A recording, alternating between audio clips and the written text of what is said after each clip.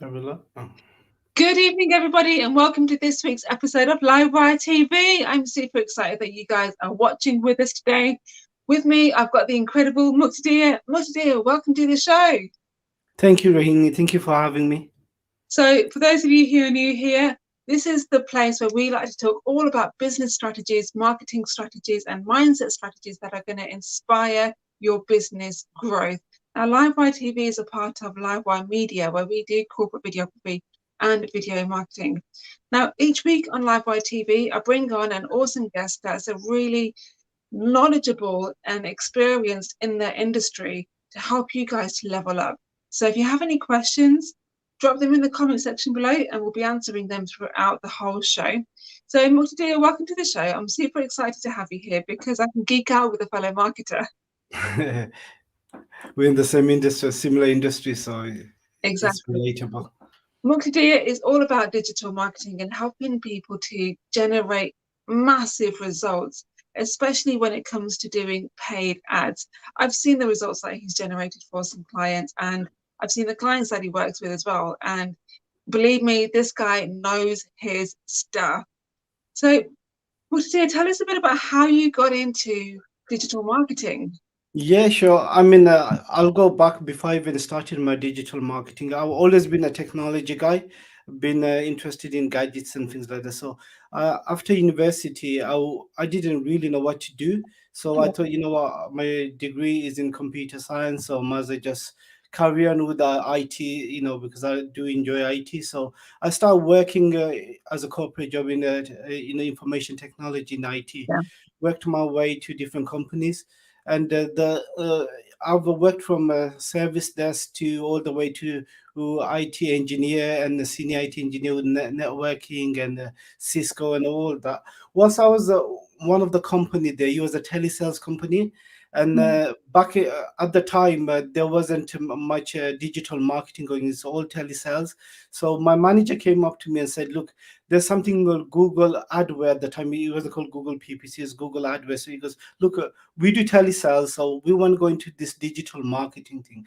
Can you help us out? You're the IT guru, so you should Yeah. know anything technology related." I go, "Yeah, but that's marketing, is not my forte, but I'm willing to learn. I'm that type of person who can't say no to something." I go, "Yeah, I'm willing to learn." So they put me into different courses, digital marketing courses at the time, Google AdWare courses. I've learned the basics. I learned how to run campaigns and all those retargeting ads and things like that. So I said, "Look, I'm ready to run some campaign for you guys." Yeah. Initially, because they're a massive company, they gave me, compared to what it's $1 billion company, they gave me really minuscule of ad budget, 5K per month, which is really small for a company of that size. I said, "Okay." He goes, "Look, there's only 5K. If you lose money, who cares? It's only 5K. It's nothing to us. Yeah. Just see what you can do." First, I did a few campaign, a few split testing and everything. Didn't generate that much revenue, but I did get them some revenue. So they said, "Okay, that's a start. Let's push it to 10K, 10K Yeah. a month." So they increased the budget, and I started getting attraction. And after 7 months of doing a campaign and doing tons of split testing and things like that, they've increased the budget to, I think it was 30,000. Yeah, and I was generating them at that time over six figures. So, so sorry, 200K, about six figures easy, about 200,000. So I said to him, "Wow, with 30K, if I could get them about 200K, revenue on the Google PPC ads, why can't I not do that myself?" Because I wasn't getting any commission. So I was making the company money, but I wasn't getting anything myself. I said, Yeah. "Wait there, you know, uh, I must do this. If I know how to do this, I'm sure if this, what they do is get results using data, then a lot of companies, I could do that for them as well." But at the time, I couldn't really leave my job and just go full time all in because I had a mortgage and family and everything. So what I did was, I used to come home. I knew few business owners. I started calling them and said, "Look, you know what? There's something called Google PPC as Google Ads." At the time, nobody, internet was the new thing. Remember, that was, I'm going a couple of years back. I go, "Look, let me run some campaigns for you. If I get you results, if I get you generate you some revenue, then you pay me. If I don't, you don't pay me anything. It's a Yeah. win-win situation. No one's gonna say no to that. So they just go and then they go for it. So I did that. I got them results, and then it just basically domino effect. So I got them results. They told another business owner, and the word of mouth referral, and I grew the business, and I still was working full time whilst I was doing this at the site in the evening and the weekend, and then just I think. About 7 months before COVID hits or something, I was making so much money that way I could easily leave my job and go take this into full time, and I did that. And now, taking my business 2.5 years full time, I've got 8 employees, and it's going strength to strength. So, yeah, I mean.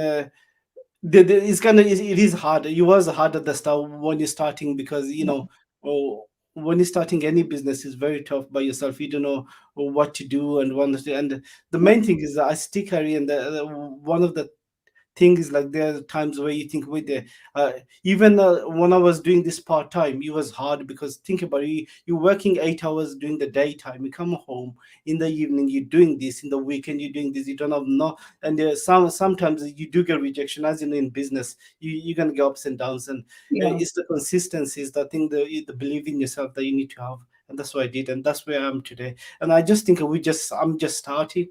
This is not end product. I think there's a lot I could do, and a lot I could achieve. And this is just a start. You have mentioned so many key nuggets that I can just take this talk in so many different directions. The first one I want to pick up on is the fact that you scaled your business and within 2 years Mm. got 8 employees. Now, I know that that sounds very much like, wow, like 2 years and you got 8 employees. But people hear that, but they don't know the background behind it, do they? They don't Mm. know the 10 years of Yeah. experience that you've Yeah. had. Mm. Talk to us about the challenges that you had with scaling up your business. I think the biggest challenge is scaling up. It's very difficult to do by yourself, because everybody has the 24 hours. You got you got your social, you might have a family, you might have a kids. Mm, You know, uh, there's so much you could do as a person, a one-man band, if that makes sense. For you to scale, you have to employ, even if it means getting someone part-time. I get that a lot of people say, oh, I don't have the money, I don't have this. Even get apprentice, get somebody just to help you out. I see a lot of business owners trying to control everything and do everything together. If you want to scale it, there's no way you can. One person could scale a business. I mean, you could scale to certain when you get 3, 4 or clients, and if you get bigger clients, it's impossible. You yeah, can, but you're not going to do a very good job of it. One of the reason I scaled, and I knew I had to scale if I want to be successful in this. It's a very competitive market, as you know. It's a very, very saturated market, and if you don't scale, and if you don't scale quick enough, and the only way to do it is delegate your task to your employees, or get somebody to do it, whilst you cannot scale in any game. And I knew that from start. So every when I got my first employee, I was basically wasn't I wasn't taking that much of like a profit myself or yeah, income. I said, forget that, I'm going to invest every single penny I have into the business. And I told, the first thing I'm going to do is reinvest in the business, which is get employee. Because one of the main reason you have to do, if you want to scale it, build your business, is to have employees. And that's what I did. yeah. And that's almost like flipping it on its head a little bit because um, on one side, when it comes to scaling up a business, a lot of business owners do struggle with that thing of like letting go. And when they Mm. see the money go down and their overheads go up, it makes them have doubts massively, doesn't it? Yeah. But then you have to keep on track, like Yeah. what you've been alluding to this whole time, that tunnel vision of to say, Yeah. actually, yeah, I do know myself. I believe in myself. This is the right track for me to go down. And I Mm. often find that when you let go, even just let go of money, it's amazing how things just Yeah. magically work out, right? Absolutely, yeah, exactly. People just you got to look at the long term vision. Yeah, short term, you're gonna. That's what money does. The money goes up and down. Your bank balance never gonna go up. It's never up. There's gonna be time where it's gonna be up and down. But you got to look at the longer vision of your business. Your business from 5 years, 10 years. That's the more important thing, rather than, oh, this month, last month I made X amount. This month I'm down. If you're gonna that way, you cannot scale, because Yeah. business is all about cash flow going up and down. It's gonna happen. That's the Yeah. only way to scale. Now, I know that your specialist is about websites and helping websites to actually do what they're supposed to do. Mm, A lot of people watching this, they may have a website, but it's not really doing anything for them. So, exactly. what in your experience, in your opinion, what does it take to actually have a successful website that's actually generating you results? I think the one of the thing a lot of people don't miss in the website is not enough call to action. I see a lot of people have a fancy videos, which is good. You need to have a videos. The videos should also have some sort of call to action on there, and also they have tons of text and everything. But people remember, people especially everybody goes to the phone and just scrolls down, and if they can't find you, they don't want to go through pages or pages to find your contact information. Though you should every website, if it's a service-based website, should have a call to action, either form of inquiry form, or like Calendly link or contact us telephone number that's linkable. Not I've seen a lot of businesses have the telephone number that you can't even, that's not even linked to the, when they click on it, it doesn't call them. They have to, and people don't have the patience. That's one of the call to action is one of them. And mobile device is mobile optimized is very important. Nowadays 80%, as you know, is mobile first. Even Google SEO wise, they said if your website is a mobile first, we're not going to rank you high in Google. So mobile and tablet optimized is a must nowadays. No two ways about it. Another thing is speed wise, your website should load within 3 seconds. If you get those three within your website, you're good to go. And I think that's the trick most people miss. Yeah. Why do you think they missed that? Because they're too bogged down with the content and the look and the how he looks. Oh, the my branding. Oh, I want that logo to be bigger, bit smaller. Things that people get bogged down on that. But what really matters, they don't think about the end. They think about how they perceive the website. But your customers don't care. If your logo is be out of place, that's not that major thing. If they cannot find you, how to contact you, that's a major. You lost a client there. And that's where I think people miss the trick. They get bogged down in the little details where they miss the bigger picture. I think it's really important to get into the mindset of your consumer and think, actually, how would they look at this? So I think as business owners, we're obviously biased, aren't we? Yeah, yeah, But we need to look at and this is what you kind of alluded to, their buying journey, right? exactly. Can you elaborate on the buying journey for our viewers? Yeah, sure. So, say you're a typical, service-based business. Say you're an accountant, for example. Someone goes to your website. Yeah, the first thing they'll see is your homepage. Yeah.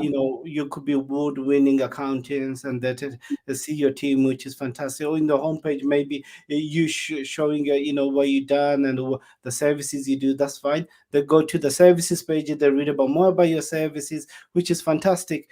Then remember, people are busy, so they cannot go through read every single detail, especially in the viewing. So if you don't have some sort of pop-up to say, look, call us today, or some sort of call to action, what happens is they go through, they're like, oh, and they just leave the site with that. But if you have a pop-up, or if you say, look, call us today for free consultation or some sort of calendar link, 9 out of 10 people do it. If they're interested in the service, why wouldn't they?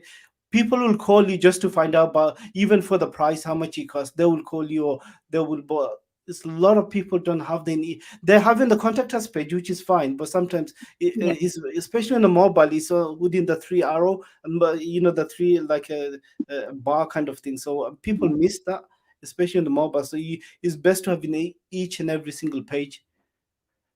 Yeah, 100% with you on that one.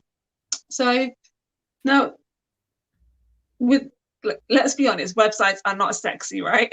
It's But not. you have to get the technical details right, don't you? Yes, In order correct. to make it user friendly. And often I find that when you miss those things, it just makes the whole experience really, really bad. And is it true when I say that if a user doesn't enjoy their experience, it actually affects the ranking on Google?